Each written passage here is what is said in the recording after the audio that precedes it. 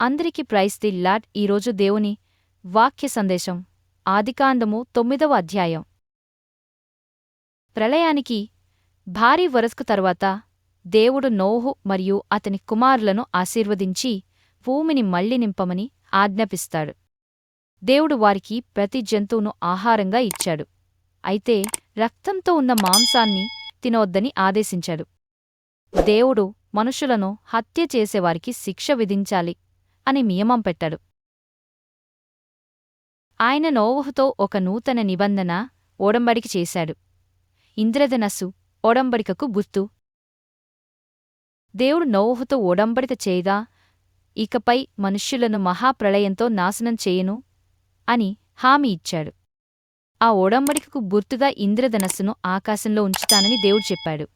నోవహు ఒక పొలాన్ని కాపాడి ద్రాక్షతోట పెంచాడు. ద్రాక్షరసంతో మద్యాన్ని తయారుచేసి త్రాగి తన గుడారంలో నగ్నంగా పడిపోయాడు. అతని చిన్న కుమారుడు హాము తండ్రిని అలా చూసి తన అన్నలైన షేము మరియు యాపెతుకు చెప్పాడు. అప్పుడు షేము యాపెతును వస్త్రం ఒకటి తీసుకుని తమ ఇద్దరి భుజముల మీద వేసుకుని వెనుకకు నడిచి వెళ్లి తమ తండ్రి దిశమూలను కప్పిరి. నోవహు మేల్కొన్న తరువాత హాము చేసిన పన్ని తెలిసి అతని కుమారుడైన కనాను మీద శాపం పెట్టాడు. అయితే షేము యాఫెతును ఆశీర్వదించాడు.